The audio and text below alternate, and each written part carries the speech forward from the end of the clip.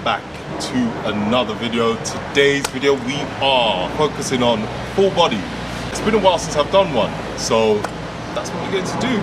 I am going to, as always, you know the drill, full workouts, all the tips to help you make some gains. Hopefully you enjoy this one. If you enjoyed the video, don't forget to leave a thumbs up and subscribe, because of course you know you want to, and when you leave a thumbs up it helps loads more people see this awesome content, I hope. Any questions, leave a comment below. Any feedback as well, leave a comment below.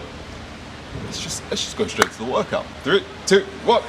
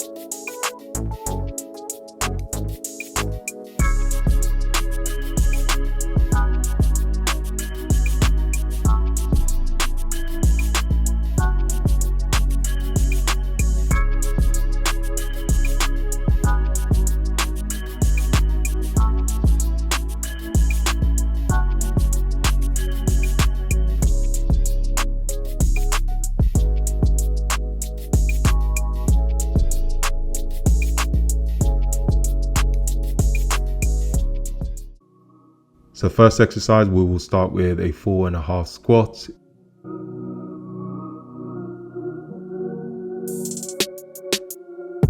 I know I'll get asked, and the reason I have plates under my heels is for better ankle mobility, and also I didn't bring my weightlifting shoe, which is a better alternative than using plates. Now, and if you pay attention to how I perform the squat, you will notice the slow eccentric tempo, and then on the way up, notice how I don't fully stand up before squatting back down and then going all the way back up. This exercise puts the quads especially under a greater amount of tension, and also your glutes will work twice as hard to get you back up from the squat.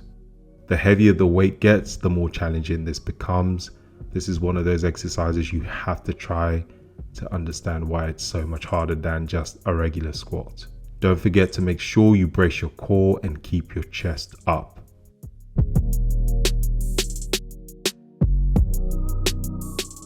Then straight into dumbbell deficit push-ups. There are two reasons why I'm using a dumbbell and performing this at a deficit. One is because this increases range of motion when performing the exercise, meaning the muscle is working harder. Also, using a dumbbell I find is less strenuous on the wrists. Most of the time people hate push-ups because of wrist pain, so using a dumbbell helps with this issue. With this exercise, notice how I have my elbows in more than usual, and that's more a preference. Also, it means less delts involved. However, you will still be working the anterior delts, just not as much compared to an elbows out push-up. At the top of the movement, in the plank position, make sure you brace your glutes and core first, then a nice and slow eccentric down. Once at the bottom, focus on squeezing your chest like what? Like it owes you money. Then drive back up. This puts the focus more on your chest during the concentric as well as the eccentric. The third exercise in the tricep is a good old bicep curl. Remember, simple is always best, and bicep curls don't need to be fancy, just executed well. Make sure to have your elbows in and avoid swinging the weight up. At the top of the curl, make sure you what? That's right, squeeze your biceps like it owes you money. Then keep squeezing all the way down. Now I know what you're thinking, that's not a very scientific term.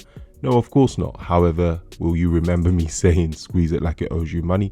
Absolutely. Again, like every of my workouts, I've given you the tempos, aka time under tension. So please stick to them as much as possible because there is a reason for this. Also, I want to encourage you to try and increase weights you use throughout the set. So for example, if you use 14 kilos to perform the curls for 10 reps, on the second set, take it up to 15 kilos. Even if you fail at 8 or 9, that's absolutely fine. It's all about progressive overload. Next tricep starts with a Z press, one of my favorites for your delts because performing it this way makes your shoulders work a lot harder than sitting on a bench or standing. Usually when seated on a bench or standing, we have the additional leg drive to help. However, the Z press takes that away and it's the main reason most people use a lot less weight. And yes, it really humbles you in a good way. Make sure to always brace your core before pressing overhead. Notice how I don't allow my elbows to drop too low to keep my delts engaged when in the rest position.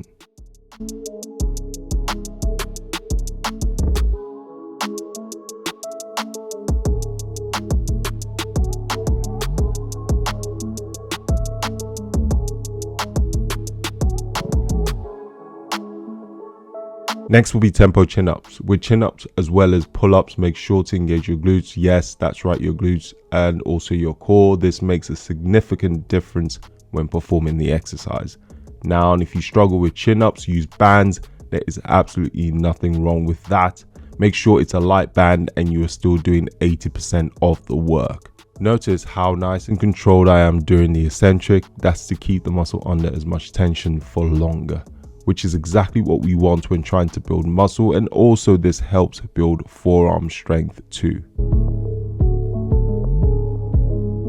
Okay everyone, so if you are enjoying this workout or any of my workouts, make sure you check out my CrossLifter app. It has a variety of programs from the conventional gym, CrossLifter program to kettlebell workouts, dumbbell only workouts, and of course a lot of mobility.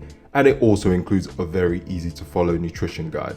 It's only $1 for your first month. Don't worry, if you're not from the US, anyone can sign up from around the world as it's an app. It's also a rolling contract, so you can cancel anytime. Check out the link in my description or obivincent.com for more info.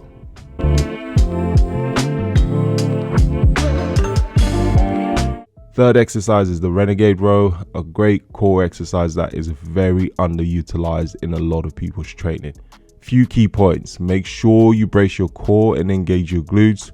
When rowing up, try and keep your body as centered as possible, which yes is going to be very challenging. Now, if you're not bracing your core, two things will happen. You would either not be able to perform the exercise properly, or you will rotate too far to one side. Why is this a core exercise? Well, once that hand comes off the floor with the weight, your core is working really hard to keep you upright and ideally in that centered plank position.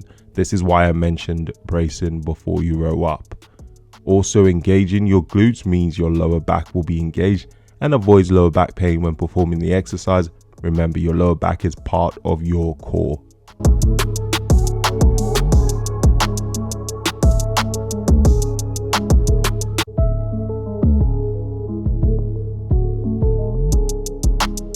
On to the next tricep, we'll be starting with everyone's favorite exercise, which is the Bulgarian split squat. This is one of the best and worst exercises for your legs. It's a great exercise as it allows you to work your quads, hamstrings and glutes unilaterally and also build strength in your legs. It's the worst because it hurts, but I always convince myself the struggle is worth it for the gains. Make sure to pick weights that will be very challenging, and just like with all leg exercises, chest up, shoulders back, core and glutes engaged. If you have bad stability, try and focus at a point on the floor in front of you. That usually helps with balance.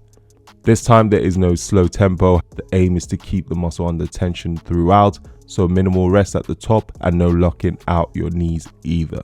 Most of you that have done my leg workouts would already know that you need to contract your quads and keep that contraction throughout when performing the exercise.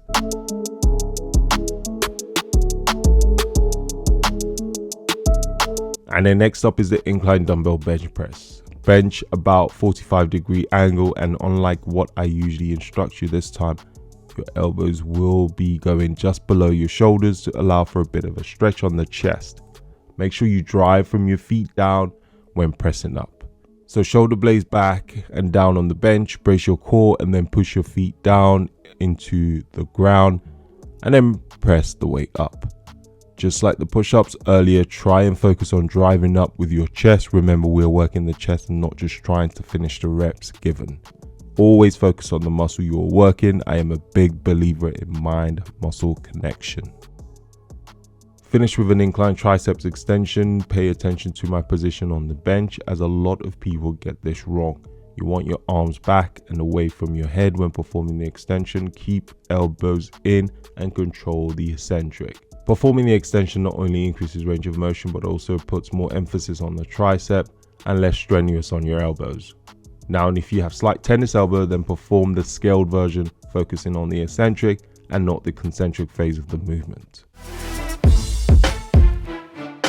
Finally, this is the way I train, which is the crosslifter method. It only makes sense to add some conditioning, which is entirely optional, but it's a lot of fun. This is an 8 minutes AMRAP. Yes, just 8 minutes of 6 dumbbell thrusters, 8 down ups, basically burpees without the jump.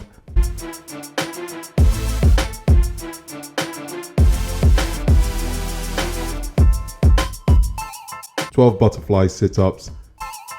The premise of this workout is simple. Complete as many rounds as possible within 8 minutes. All 3 exercises count as 1 round. Simple yet effective conditioning, and did I mention a lot of fun.